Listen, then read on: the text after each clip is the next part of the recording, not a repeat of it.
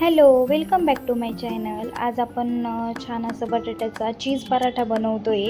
त्याच्यासाठी मी आधी बटाटे स्वच्छ धुवून घेतले आणि मीठ टाकून उकडायला टाकले आणि 4-5 शिट्ट्यांमध्ये आपले बटाटे उकडून जातात. ते शिट्ट्या होईपर्यंत म्हटलं की लसूण सोलून घ्यावा. छान असा लसूण सोलून घेतला आणि हिरवी मिरची आणि लसूण मिक्सरच्या भांड्यामध्ये टाकून त्याची पेस्ट तयार करून घेतली. सोबत कांदाही चिरून घेतला, थोडीशी कोथिंबीर चिरून घेतली आणि कुकरच्या शिट्ट्या तर झाल्याच होत्या, पण मग तो थंड होईपर्यंत म्हटलं कणिक मळून घ्यावी.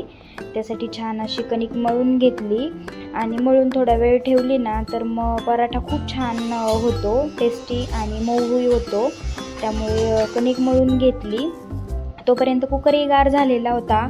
मग त्याचे सर्व साल वगैरे काढून घेतले बटाट्याचे आणि बटाटाही छान असा मऊ शिजला होता. साल वगैरे काढले आणि मॅश करून घेतले, कारण जेवढा बटाटा चांगला शिजेल ना तेवढा पराठा खूप सुंदर लागतो त्यासाठी. आणि या ला आपल्याला फोडणी मारायची होती, त्यासाठी जिरे मोहरीची फोडणी दिली आणि त्यानंतर कांदाही टाकून घेतला. कांदा टाकला, थोडासा लाल झाल्यानंतर, थोडासा तो मऊ झाल्यानंतर त्यामध्ये हिरवी मिरची टाकून घेतली, कारण हिरवी मिरची आणि कांदा एकत्र थोडासा परतल्यानंतर चटणी खूप छान लागते. मग हिरवी मिरची टाकून घेतली, थोडंसं मीठ वगैरे टाकलं आणि छान असं हे सर्व परत 2-3 मिनटासाठी छान असं शिजवून घेतलं. त्यानंतर त्यामध्ये थोडीशी हळदही टाकली, परत हलवून घेतलं आणि आपण मॅश करून घेतलेलं बटाटं त्यामध्ये टाकून घेतलं. वरतून थोडीशी कोथिंबीर आणि मीठही घातलं आणि छान असं 2 मिनिटांसाठी एक वाफ काढून घेतली. मस्त अशी आपली बटाट्याची चटणी तयार झाली. आणि हे थंड झाल्यानंतरच आपल्याला पराठा बनवायचा होता आणि मला असं भरून पराठा व्यवस्थित येत नाही, त्यामुळे मी 2 छोट्या पोळ्या लाटून घेतल्या आणि एका पोळीवरती छान असं बटाटा सर्वकडे पसरून घेतलं. त्यानंतर वरती त्यावर चीज टाकलं आणि यामध्ये आपण ऑरेगॉनो आणि चिली फ्लेक्सही टाकू शकतो. मी थोडंसं वरतून स्प्रेड केलं होतं आणि चीजही टाकलं. मस्त असं त्याच्यावरती चीज टाकून घेतलं आणि दुसरी पोळी लाटली होती ती त्यावरती ठेवून घेतली आणि आपण त्याला कवर केली पूर्ण पोळीला.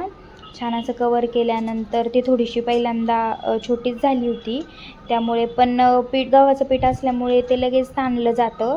आणि मस्त असं कडा वगैरे सगळ्या पॅक करून घेतल्या. थोडंसं पीठ वरती टाकलं आणि पीठ टाकल्यानंतर छान असं लाटण्यानं थोडंसं लाटून घेतला पराठा आणि मस्त असा पराठा होतो, कारण उंड्यामध्ये भरल्यानंतर तो सर्वकडं सर्वीकडं पसरत नाही बॅटर्न. त्यामुळे मी असाच पराठा बनवते आणि असाच खूप छान लागतो. आणि छान असा भाजून घेतला पराठा मस्त आणि हा केचप दहीसोबत खूप छान लागतो. माझ्याकडे सध्या दही नव्हतं, त्यामुळे मी केचपवरच भागून घेतलं आणि आम्हाला असाच आवडला पराठा. आणि हे चीजचा फ्लेवर तर खूपच छान सुटला होता. मस्त असा पराठा करून घेतला. तुम्हाला नक्की आमची ही रेसिपी आवडली तर चॅनलला लाईक, शेअर, सबस्क्राईब करा. Stay tune with me. Bye bye.